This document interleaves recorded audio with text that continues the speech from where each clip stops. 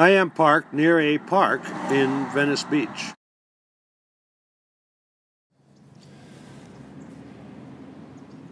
I've actually gone through this before, but new viewers, and there's a lot of new viewers, don't go back and look at old videos. I have a video in there about why a short bus. It explains how more or less what I'm going to go through now, again, this time, and I'm going to call this one why I chose a short bus or why I chose a school bus. Generally speaking, if you want to know why in my list of videos, you could search for the word or the title why, because then it'll explain how and why I did something. My shows or my videos are about my travels, my daily life. I try to bring you pretty examples of the world around me. I don't go trying to find, like negative or ugly content. I try to find beautiful things or ordinary things that I can photograph beautifully. My channel is not about I built the best looking bus. I spent I don't know, far less than $1,000 renovating my bus. Far less. I'd have to actually get out a pad to figure it out. But to show it, and as this is my great accomplishment, is ridiculous. I can do much better. I don't have the funds to do what I would love to do. And so I'm not proud of the inside of my bus, so I don't go making tours of it. I put in a bed, the size of bed that I want. I put in a table and, like a dinette, by putting in 2 boxes I can sit on and a tabletop. And I bought some cabinets from Home Depot. So it is so rudimentary and so simple and always a mess, I can't see the reason to do a bus tour. Especially when it's not different from everybody else's bus, except that it's cheaper and looks crappier. But, I can live in a place that is more camping, because that's what I plan to do, is camp in my bus, not live in it. I don't want to be in that bus the rest of my life necessarily, although I might. I'm not planning to be there. I may go to an apartment. I may buy another vehicle. So I really just started out with the idea I need something to sleep in. That's what I've got, something I can sleep, eat, and cook in. And it's very simple. So it's not really, in my mind, worth sharing, because I can only look at it. It'd take me 2 minutes to walk through my bus. You saw it, now it's over. There's nothing to teach anybody. So you got the idea. I was looking for something cheap because I didn't have a lot of money.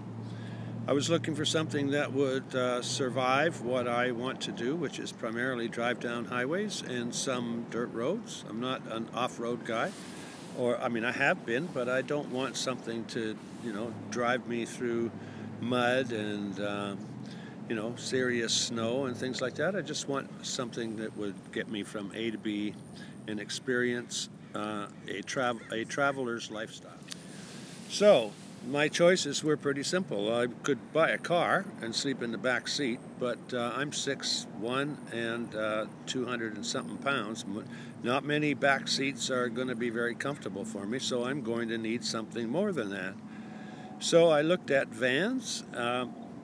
I kind of got sucked into the stealth idea that I should have something I can hide out in where people won't know that I'm sleeping in the vehicle. But I looked at vans with high tops, and they were pretty expensive. They also didn't have a whole lot of room in them. I couldn't sleep across them. If they were 8 feet in length in the back behind the driver's seat, there would be very little space for me to do anything else, and I have a pile of photography equipment. Then I started to look at Grumman trucks, because they were like a bread truck with square corners on the top.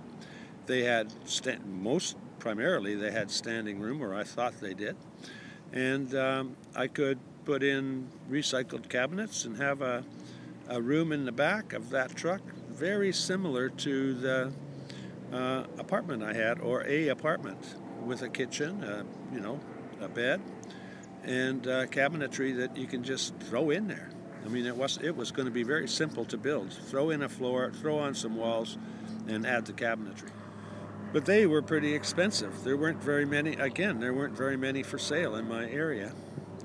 And then I was looking at Skoolies, and I found out that a lot of people use school buses and convert them. Then I looked at the prices of these. My school bus was advertised at $5,000 in Canada. A Grumman of the same vintage would have been $10,000, $12,000. A high-top van, all the high-top vans I found were roughly, but more or less the same price, but maybe a little less, like $8,000 to $10,000, while my bus was $5,000. So I started to look at buses pretty seriously, and I found a company who they're in business, a bus company in business providing school bus services to schools, or school districts, I guess it is, within my region in Vancouver. Now, he had 30 and 40-foot buses for sale, as well as my 20-foot bus. Mine's called a 20-passenger. It's got 5 windows. It measures roughly 20 feet and a couple of inches, I guess. But it's a short bus.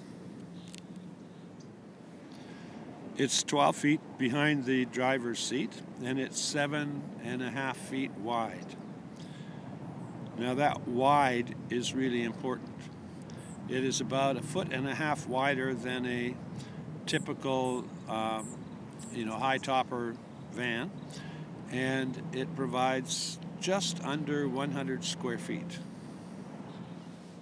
So if I looked at the cost of a Grumman truck, the bread truck style, in my area, I would be looking at 4 times the price to buy the vehicle. Then I would need to put windows in it, so each window would cost a few $100, I guess. Let's just throw out a number. And I would have to put an inside wall on it and insulate it. And I would have to put a floor on it pretty well immediately, normally. And then, add my cabinetry after that. But the important thing was that I have to insulate it, and I'd have to do quite a bit of work just to get started. Whereas my bus came with 1/2 inch of insulation in there already. It came with vents on the roof, just natural vents. It came with windows, maybe too many. But I figured, well, if I've got too many windows, I can just spray paint one black. So for $2, I'd have a an area where there wasn't a window or you couldn't see through. So to get privacy, if I wanted the privacy of a bread truck, I could just paint all the windows black. And ta-da, I would have for $2, I would have a step van with rounded roof corners. So I got into a bus, or a Skoolie, simply because it was the cheapest damn thing I could find. And I was buying it from a company that had used it for 20 years and maintained it. They had a shop with maybe 20 guys in it to maintain a fleet of hundreds of buses. So I felt that it at least got basic maintenance, and that it was unlikely to just fall apart shortly after I bought it. The 20 feet is a really important statistic to me. I can park between parking meters in any town. I can drive into Starbucks and buy my coffee basically as easily as if I had a little sports car. The parking space is built for me. It's built for vehicles up to 20 feet wide, 20 feet long. I have a slight problem because I'm a little bit wider, but I still fit into all the parking spots.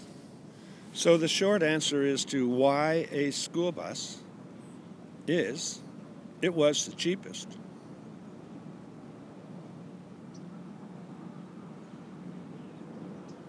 Now that pause was there to explain to you that I didn't need to make a 6-minute video or whatever length this is to tell you why I bought a bus. But I've discovered since buying it that it is probably the best buy for me, because I got it from a vendor who had actually owned it for 20 years and looked after it, and I've now driven up and down the coast a couple of times with minimal expenses. It has the advantages of windows that I can open and create a lot of airflow. I can see out it. That airflow is great, but one of the other features is that if it was chilly at night and the sun comes up, my bus warms up quickly. Then I open up the windows and create the airflow that cools it down. Some people want privacy, and I totally get that, but I just put up some curtains, and those curtains easily provide my privacy. And they're just cheap pieces of material that I, hooked up with regular curtain rods, and that's it. They're actually ugly. It's just straight, flat, black curtains. So the windows are a blessing because I don't have to put the windows in another truck or a van or whatever. Those windows are a blessing.